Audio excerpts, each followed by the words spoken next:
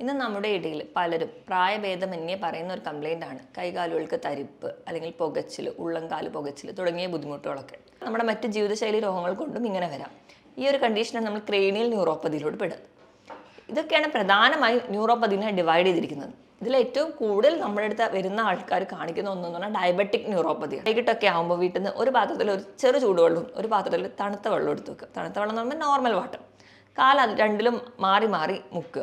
ഒരു 5 സെക്കൻഡ് നമ്മൾ തണുത്ത വെള്ളത്തിൽ മുക്കുകയാണെങ്കിൽ അടുത്തതായിട്ട് ചൂടുവെള്ളത്തിൽ മുക്കുക. അങ്ങനെ കാല് മാറി മാറി മുക്കുമ്പോൾ ആ ഒരു സെൻസേഷൻ അല്ലെങ്കിൽ ആ ഒരു സ്റ്റിമുലസ് നമുക്ക് കൂട്ടാൻ പറ്റും.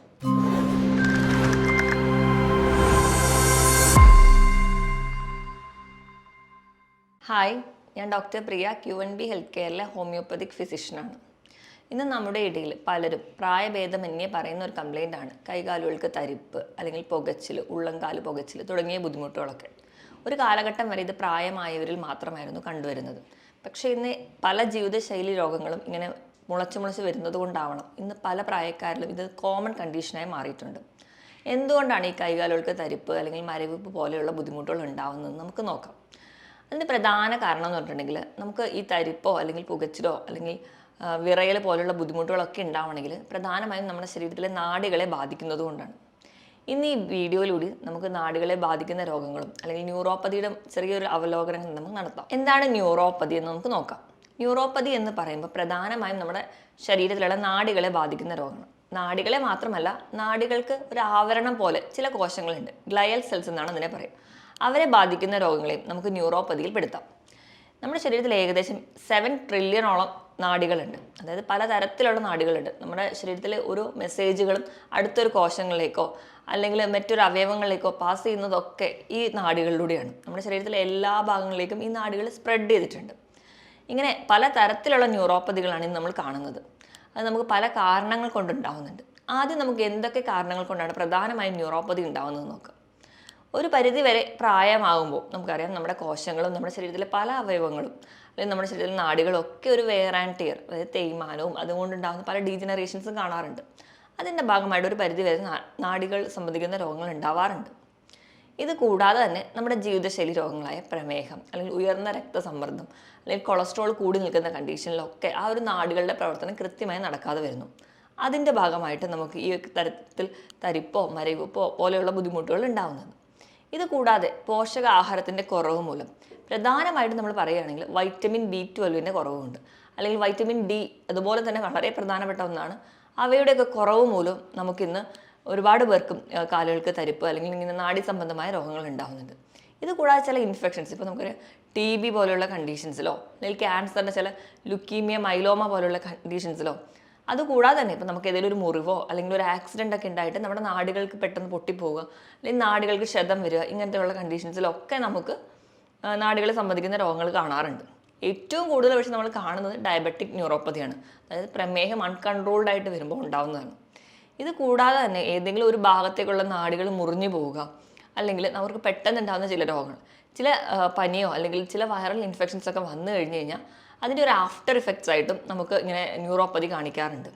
ഇത് കൂടാതെ തന്നെ മദ്യപാനം, പുകവലി പോലുള്ള ശീലങ്ങളുണ്ടെങ്കിൽ നമുക്കറിയാം കൃത്യമായിട്ട് നമ്മുടെ കോശങ്ങൾക്കോ അല്ലെങ്കിൽ നാടുകൾക്കോ പ്രവർത്തിക്കാൻ പറ്റില്ല.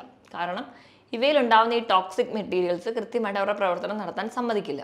അതിൻ്റെ ഭാഗമായിട്ട് നമുക്ക് കാലുകൾക്ക് തരിപ്പ്, മരവിപ്പ് അല്ലെങ്കിൽ ഇങ്ങനെ പലതരത്തിലുള്ള ന്യൂറോപ്പതിയുടെ ലക്ഷണങ്ങൾ കാണിക്കാറുണ്ട്. ഇതിനോടൊപ്പം തന്നെ ചില വാദസംബന്ധമായ രോഗങ്ങൾ, ഇപ്പം ആമവാദം പോലെയുള്ള അല്ലെങ്കിൽ SLE പോലെയുള്ള കണ്ടീഷൻ ഉള്ളവർക്ക് ചില മരുന്നുകൾ കണ്ടിന്യൂസ് ആയിട്ട് ഉപയോഗിക്കുന്നതിൻ്റെ ഒരു സൈഡ് എഫക്റ്റ് ആയിട്ട് ഇവയിൽ ഒക്കെ ഈ ഒരു നാടുകളുടെ രോഗങ്ങൾ ഉണ്ടാവുന്നതായിട്ട് നമുക്ക് കാണാം. പ്രധാനമായിട്ടും ഈ ഒരു ന്യൂറോപ്പതിനെ നമ്മൾ 4 ആയിട്ടാണ് ഡിവൈഡ് ചെയ്തിരിക്കുന്നത്. 4 ഏതൊക്കെയാണെന്ന് നോക്കിക്കഴിഞ്ഞാൽ peripheral neuropathy, autonomic neuropathy, focal neuropathy and cranial neuropathy. ആദ്യം നമുക്ക് പെരിഫറൽ ന്യൂറോപ്പതി എന്താണെന്ന് നോക്കാം.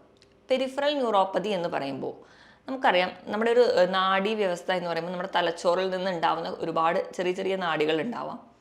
അതിൽ നിന്ന് താഴേക്ക് വരുമ്പോൾ നമ്മുടെ തലച്ചോറിൻ്റെ താഴേക്ക് കണ്ടിന്യൂ ചെയ്തുമ്പോൾ സുഷുമ്ന നാഡി ഉണ്ട്. അത് നമ്മുടെ കശേരുകളുടെ ഇടയിലൂടെ ഇങ്ങനെ പാസ് ചെയ്ത് നമ്മുടെ ശരീരത്തിൻ്റെ മറ്റ് പല അവയവങ്ങളിലേക്കും നമ്മുടെ ശരീരത്തിൻ്റെ വിരൽ തുമ്പിലേക്കും കാലിൻ്റെ തുമ്പിലേക്ക് വരെ സ്പ്രെഡ് ചെയ്ത് പോകുന്നുണ്ട്.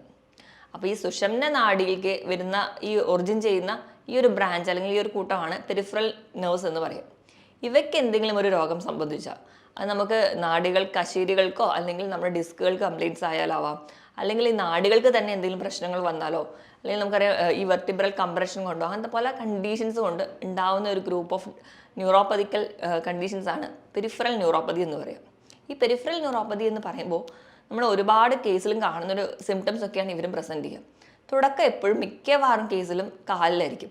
കാലിൽ അവർ പറയാറുണ്ട് കാലിൽ തരിപ്പുണ്ട്, പെരുപ്പുണ്ട്, പുകച്ചിൽ അനുഭവപ്പെടുന്നു, ഉള്ളം കാലിന് പുകച്ചിൽ, അവർ പല രീതിയിലുള്ള സെൻസേഷൻ. ഇത് നമ്മൾ ആ ഒരു ആദ്യത്തെ സ്റ്റേജിൽ തരിപ്പോ പെരുപ്പോ ഒന്നും വലിയ കാര്യമാക്കി എടുക്കില്ല. അപ്പോൾ അത് ഡെവലപ്പ് ചെയ്ത് പോകുമ്പോൾ അവർ പറയുന്ന ഒരുപാട് ബുദ്ധിമുട്ടുകൾ നമ്മൾ എപ്പോഴും കേൾക്കുന്നതാണ്. അവർ പറയും ചെരുപ്പിട്ട് കഴിഞ്ഞാൽ ചെരുപ്പിട്ട പോലെ തോന്നുന്നില്ല, എണീറ്റ് നടക്കുമ്പോൾ തറ അറിയാൻ പറ്റുന്നില്ല, ആ ഒരു സെൻസേഷൻ അവർക്ക് നഷ്ടപ്പെടുന്നു, പെട്ടെന്ന് വേച്ചു പോകുന്നു, വീഴാൻ പോകുന്നു തുടങ്ങിയ ബുദ്ധിമുട്ടുകളൊക്കെ പേഷ്യൻസ് നമ്മുടെ അടുത്ത് വന്ന് പറയാറുണ്ട്. ഇത് നമുക്ക് ഡെവലപ്പ് ചെയ്ത് വരുന്ന സമയത്ത് കൈകളിലെയും ബാധിക്കും. കൈകൾക്ക് തരിപ്പ് പല വീട്ടമ്മമാരും പറയുന്ന ഒരു കംപ്ലയിൻ്റ് ആണ്. പാത്രം കഴുകുമ്പോഴൊക്കെ ഭയങ്കര ബുദ്ധിമുട്ട് അനുഭവപ്പെടുന്നു. അതായത് ചൂലൊക്കെ എടുത്ത് മുറ്റം തൂക്കുമ്പോൾ ബുദ്ധിമുട്ട്. ചില പടമൊക്കെ വരയ്ക്കുന്നവരായിരുന്നു കാണണം. മുൻപ് കാലത്തൊക്കെ നല്ലപോലെ പടം വരച്ചിരുന്ന ഒരാൾക്കാണ് ചിലപ്പം കൈകൾക്ക് വിറ തുടങ്ങിയിട്ട് പടം വരയ്ക്കാൻ പറ്റുന്നില്ല, ഒന്ന് പേര് പോലും എഴുതാൻ പറ്റാത്ത കണ്ടീഷൻസ്. ഇങ്ങനെ ഒരുപാട് ബുദ്ധിമുട്ടുകൾ അവർ നമ്മുടെ മുമ്പിൽ പ്രസൻറ്റ് ചെയ്യാറുണ്ട്. ആ ഒരു സെൻസേഷൻ ലോസിലോട്ടൊക്കെ വരുമ്പോൾ ചിലർക്ക് തണുപ്പ് സെൻസേഷൻ ആയിരിക്കും നഷ്ടപ്പെടുന്നത്, ചിലർക്ക് ചൂട് തിരിച്ചറിയാൻ പറ്റുന്നില്ല. ചെറിയ ചൂടിലൊക്കെ അവർക്ക് വലിയ പ്രശ്നമില്ലാത്ത രീതിയിലായിരിക്കും അവർക്ക് അനുഭവപ്പെടുക. ഇതുകൂടാതെ കൈകാലുകൾക്കുള്ള വിറയൽ, ഇങ്ങനത്തെ പല ബുദ്ധിമുട്ടും നമ്മുടെ ജീവിത ശൈലികൾ പല കാരണങ്ങൾ കൊണ്ടും നമുക്ക് ദൈനംദിന പ്രവർത്തനങ്ങൾ പോലും ചെയ്യാൻ പറ്റാതെ വരുന്ന ഒരു കണ്ടീഷനിലോട്ട് ഈ ന്യൂറോപ്പതി എത്താറുണ്ട്. ഇതാണ് പ്രധാനമായിട്ടും പെരിഫറൽ ന്യൂറോപ്പതിയിൽ കാണാറ്. ഇനി രണ്ടാമതായിട്ട് പറയുന്നതാണ് ഓട്ടോണോമിക് ന്യൂറോപ്പതി. ഓട്ടോണോമിക് എന്ന് പറയുമ്പോൾ തന്നെ നമ്മുടെ നിയന്ത്രണത്തിലല്ലാതെ പോകുന്ന നമ്മുടെ ശരീരത്തിലെ ചില പ്രവർത്തനങ്ങളാണ്. ഇപ്പോൾ ഉദാഹരണം നോക്കുകയാണെങ്കിൽ ഹാർട്ട് ബീറ്റ് ചെയ്യുന്നത്, നമ്മൾ ശ്വസിക്കുന്നത്, നമ്മൾ കഴിക്കുന്ന ഭക്ഷണം ദഹിക്കുന്നത്. നമ്മൾ ഭക്ഷണം കഴിക്കുമ്പോൾ നമ്മൾ അറിയും, പക്ഷെ ദഹിക്കുന്നത് നമ്മൾ അറിയുന്നില്ല. ഇങ്ങനെ നമ്മുടെ നിയന്ത്രണത്തിലല്ലാതെ പോകുന്ന പ്രവർത്തനങ്ങളെയാണ് നമ്മൾ ഓട്ടോണോമിക് എന്ന് പറയാറ്. അപ്പോൾ ഇങ്ങനെയുള്ള ചില പ്രവർത്തനങ്ങളെ ബാധിക്കുന്ന ഒരു ന്യൂറോപ്പതി ഗ്രൂപ്പിനെയാണ് നമ്മൾ ഓട്ടോണോമിക് ന്യൂറോപ്പതി എന്ന് പറയാം. അതിൽ ആദ്യം തന്നെ വരുന്നത് ചിലപ്പം നമ്മുടെ ചുണ്ട് വായൊക്കെ പെട്ടെന്ന് ഉണങ്ങുന്ന പോലെ, നാക്കൊക്കെ വരളുന്ന പോലെ തോന്നാം. നമ്മൾ ഭക്ഷണമൊക്കെ നല്ലപോലെ കഴിച്ചാലും ആ ഒരു ഡൈജഷൻ പ്രോപ്പറായിട്ട് നടക്കില്ല. അതിൻ്റെ ഭാഗമായിട്ട് മലബന്ധം, ചിലർക്കാണെങ്കിൽ വയറിളക്കമായിട്ട് പ്രസൻറ്റ് ചെയ്യുന്നതാണ്. അല്ലാതെ ഗ്യാസിൻ്റെ ബുദ്ധിമുട്ടായിട്ട് ചിലർക്ക് പ്രസൻറ്റ് ചെയ്യും, കാരണം ആ ഒരു ദഹന പ്രക്രിയ കൃത്യമായിട്ട് നടക്കാത്തതുകൊണ്ട്.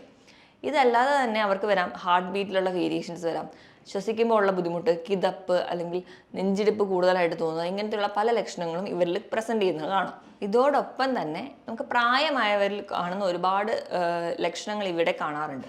ചിലപ്പോൾ നമ്മൾ ഇരിക്കുന്നിടത്ത് നിന്ന് എണീക്കാൻ പോകുമ്പോൾ വീഴാൻ പോവുക, അല്ലെങ്കിൽ നമ്മൾ എണീറ്റ് നടന്നു പോയി മുഖം കഴുകാൻ പോകുമ്പോൾ ആ ഒരു ജോയിൻറ്റിൻ്റെ ആ ഒരു പൊസിഷൻ നഷ്ടപ്പെടുക, ആ ഒരു സെൻസേഷൻ നഷ്ടപ്പെടുന്നതിൻ്റെ ഭാഗമായിട്ട് പെട്ടെന്ന് വീഴാൻ പോവുക. ചിലപ്പം നമുക്ക് തന്നെ ആ ഒരു കോർഡിനേഷൻ നഷ്ടപ്പെടുന്നതുകൊണ്ട് നമ്മുടെ ഷർട്ടിൻ്റെ തന്നെ ബട്ടൺസ് ഇടാൻ ബുദ്ധിമുട്ട് തോന്നുക. അങ്ങനെ ബേസിക് ആയിട്ട് നമുക്ക് ചെയ്യാൻ പറ്റുന്ന പല കാര്യങ്ങളും ഇപ്പം അൺകൺട്രോളബിളായി പോവുക. അങ്ങനെയുള്ള ചില ലക്ഷണങ്ങളാണ് ഈ ഓട്ടോണോമിക് ന്യൂറോപ്പതിയിൽ കാണാറ്. ഇതല്ലാതെ മൂന്നാമത്തെ ടൈപ്പാണ് ഫോക്കൽ ന്യൂറോപ്പതി. ഫോക്കൽ ന്യൂറോപ്പതി എന്ന് പറഞ്ഞാൽ നമ്മുടെ ശരീരത്തിൽ ഏതെങ്കിലും ഒരു ഭാഗത്തെ ഒരു നാഡീരെ മാത്രം ബാധിക്കുന്നതാണ് ഫോക്കൽ ന്യൂറോപ്പതി. ഇപ്പം നമ്മുടെ കയ്യിൽ പറയുകയാണെങ്കിൽ നമ്മൾ ചില ആൾക്കാർ പറയാറുണ്ട് ചെറുവിരൽ തൊട്ട് 3 വിരലുകൾ മാത്രം ധരിക്കുക. അതുപോലെ തന്നെ കാലിൽ ആ ഒരു ചെറുവിരൽ തൊട്ട് അടുത്തുള്ള ബാക്കി 2 വിരളെയും കൂടെ ബാധിക്കുന്ന തരത്തിൽ മാത്രം ഒരു തരിപ്പ് അങ്ങനെ വരുന്ന കാണാറുണ്ട്. അത് ചിലപ്പോൾ നമ്മുടെ കയ്യിലെ ഏതെങ്കിലും ഒരു നാടുകളെ മാത്രം ബാധിക്കുന്നുണ്ടാണ്. ചിലപ്പോൾ അതിന് കാർപ്പൽ ടണൽ സിൻഡ്രോം എന്നൊക്കെയാണ് നമ്മൾ പറയാറ്.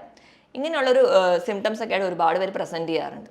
ഇതല്ലാതെ തന്നെ നമുക്ക് ഏതെങ്കിലും ഒരു ഇഞ്ചുറി അല്ലെങ്കിൽ ഒരു ആക്സിഡൻ്റ് ഒക്കെ പറ്റിയിട്ട് നമ്മുടെ കാലിൽ ഒരു നാടി അല്ലെങ്കിൽ ഒരു നാടിക്ക് മാത്രം മുറിവ് വരിക, അല്ലെങ്കിൽ കയ്യിലോ എവിടെയായാലും ആ ഒരു ഭാഗത്തേക്ക് മാത്രം ഒരു സെൻസേഷൻ നഷ്ടപ്പെടുക, അല്ലെങ്കിൽ അവിടേക്ക് മാത്രം ഒന്നും അറിയാത്ത പോലെ തോന്നുക. ഈ ഒരു കണ്ടീഷനെ നമ്മൾ ഫോക്കൽ ന്യൂറോപ്പതി എന്ന് പറയും. പിന്നെ ക്രേനിയൽ ന്യൂറോപ്പതി, കൂടുതലും തലച്ചോറുമായി ബന്ധപ്പെട്ട കണ്ടീഷൻസാണ് ഇവർ പ്രസൻറ്റ് ചെയ്യാറ്. ക്രേനിയൽ ന്യൂറോപ്പതിയിൽ കൂടുതലും നമ്മുടെ തലച്ചോറിൽ നിന്ന് ഉത്ഭവിക്കുന്ന നാഡികൾക്ക് സംബന്ധിക്കുന്ന എന്തെങ്കിലും രോഗങ്ങളാവാം. അതിപ്പം ഇത് മാത്രമല്ല നമ്മുടെ മറ്റ് ജീവിതശൈലി രോഗങ്ങൾ കൊണ്ടും ഇങ്ങനെ വരാം. ഈ ഒരു കണ്ടീഷനാണ് നമ്മൾ ക്രേനിയൽ ന്യൂറോപ്പതിയിലോട്ട് പെടുക. ഇതൊക്കെയാണ് പ്രധാനമായും ന്യൂറോപ്പതിനെ ഡിവൈഡ് ചെയ്തിരിക്കുന്നത്. ഇതിൽ ഏറ്റവും കൂടുതൽ നമ്മുടെ അടുത്ത് വരുന്ന ആൾക്കാർ കാണിക്കുന്ന ഒന്നെന്ന് പറഞ്ഞാൽ ഡയബറ്റിക് ന്യൂറോപ്പതിയാണ്.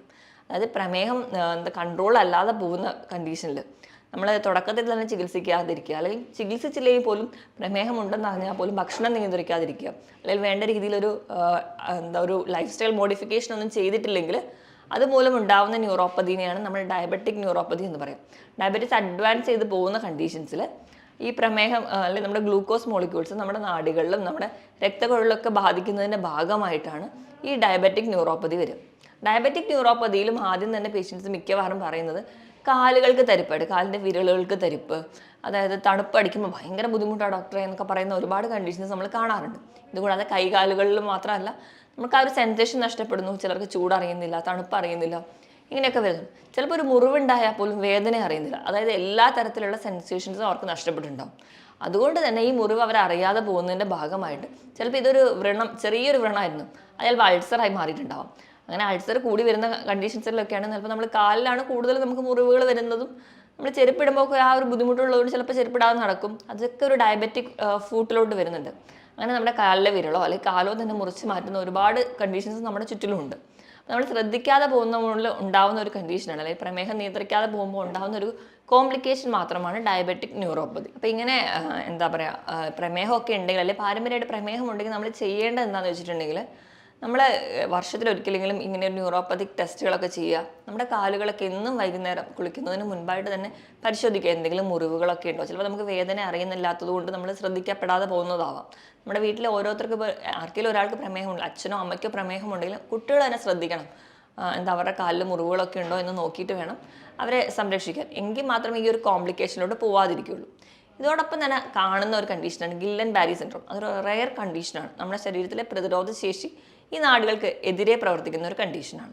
ഇതൊക്കെയാണ് പ്രധാനമായും ന്യൂറോപ്പതിയിൽ വരുന്ന കണ്ടീഷൻസ്. ഇനി നമുക്ക് എങ്ങനെ ഒരു ന്യൂറോപ്പതി കണ്ടുപിടിക്കാം? അപ്പം ഒന്നാമത് നമ്മൾ ക്ലിനിക്കിലൊക്കെ വരുമ്പോൾ ആ ഒരു ലക്ഷണങ്ങൾ വെച്ചിട്ടാണ് നമ്മൾ തിരിച്ചറിയാം ഇതൊരു ന്യൂറോപ്പതിക് കണ്ടീഷനാണ്. പിന്നെ ഒരു ഡയഗ്നോസിസിലോട് വരുമ്പോൾ നമുക്ക് നെർവ് കണ്ടക്ഷൻ സ്റ്റഡി ചെയ്യാറുണ്ട്.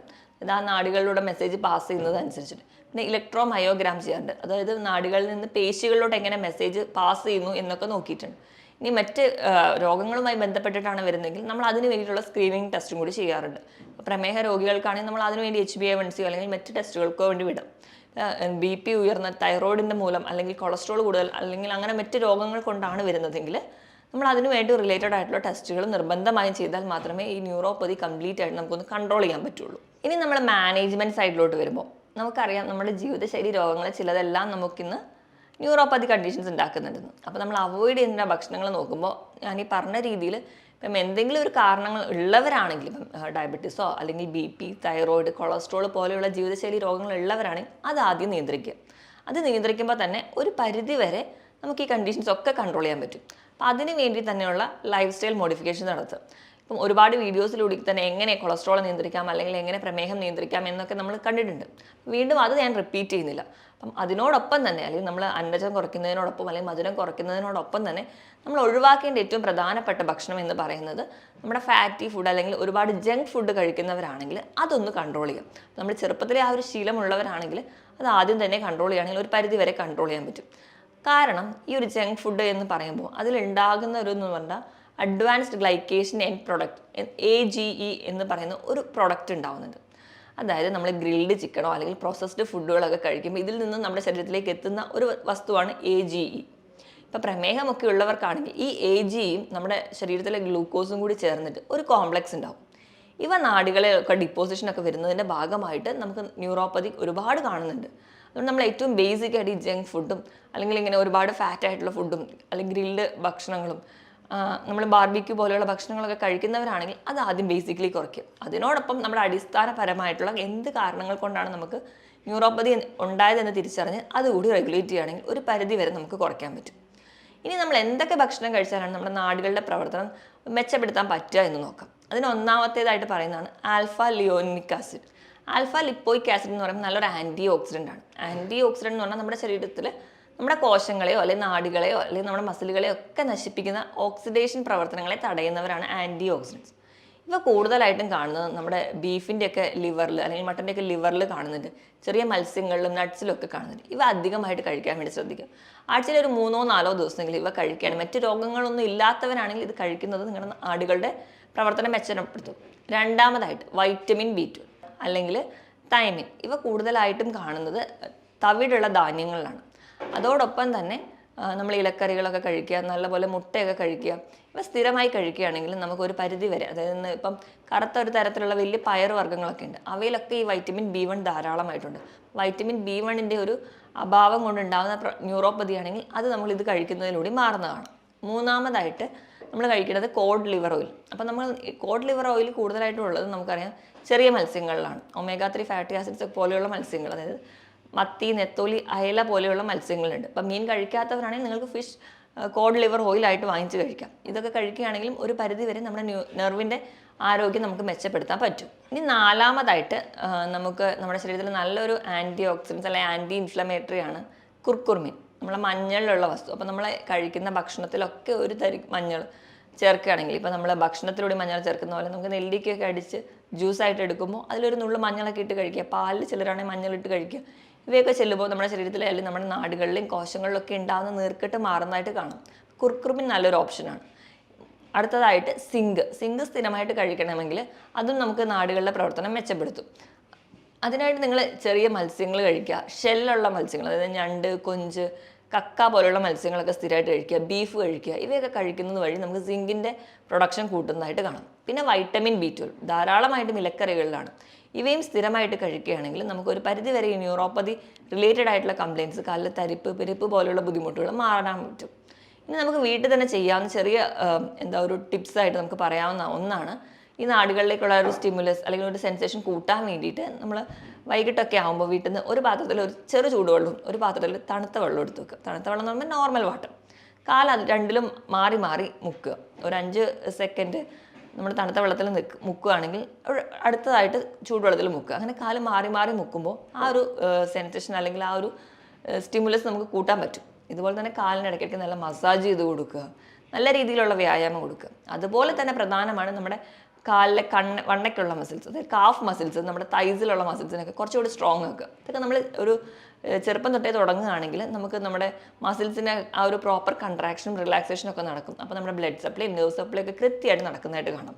അതിന് വേണ്ടിയിട്ട് നമുക്ക് കാലിൻ്റെ വിരലിൽ കുത്തി പൊങ്ങിയിട്ട് താഴുക, പൊങ്ങുക ഇതൊരു റിപ്പീറ്റായിട്ട് ചെയ്യാം. അതുപോലെ തന്നെ സിറ്റപ്സ് ചെയ്യുക. അപ്പോൾ നമ്മുടെ തൈസിലെ മസിൽസൊക്കെ കുറച്ചുകൂടി സ്ട്രോങ് ആകും. അതുവഴിയൊക്കെ ഒരു പരിധി വരെ നമുക്ക് ന്യൂറോപ്പതി വരാതെ തടയുന്നത് നമുക്ക് സഹായിക്കും. അതുപോലെ നല്ലപോലെ വെയിൽ കൊള്ളുക. വൈറ്റമിൻ D ഡെഫിഷ്യൻസി ഒക്കെ ഉണ്ടെങ്കിൽ അത് മാറാൻ വേണ്ടിയിട്ട് നല്ലപോലെ വെയിൽ കൊള്ളുക എന്ന് പറയുമ്പോൾ ഒരു 5 മിനിറ്റോ 10 മിനിറ്റോ ആയാലും മതി. രാവിലത്തെയും വൈകിട്ടത്തെയൊക്കെ വെയിൽ പറ്റുന്ന പോലെ കൊള്ളുക, നമ്മുടെ സ്കിന്നിൽ വീഴത്തക്ക രീതിയിൽ. എങ്കിൽ മാത്രമേ ഒരു വൈറ്റമിൻ D നമുക്ക് കിട്ടുള്ളൂ. എന്നാൽ മാത്രമേ നമുക്ക് ഇത് മൂലമുണ്ടാകുന്ന ഡെഫിഷ്യൻസിയാണ് നിങ്ങൾക്ക് ന്യൂറോപ്പതി ഉണ്ടാക്കുന്നതെങ്കിൽ അത് മാറ്റാൻ പറ്റുള്ളൂ. ഇങ്ങനെയൊക്കെ ചെയ്തു കഴിഞ്ഞാൽ ഒരു പരിധി വരെ നമുക്ക് കാലുകളിലെ തരിപ്പ്, പുകച്ചിൽ, മരവിപ്പ് പോലെയുള്ള ബുദ്ധിമുട്ടുകൾ മാറുന്നതായിട്ട് കാണാം. മറ്റൊരു ഹെൽത്ത് ടോപ്പിക്കുമായിട്ട് വീണ്ടും കാണുന്നത് വരെ നന്ദി.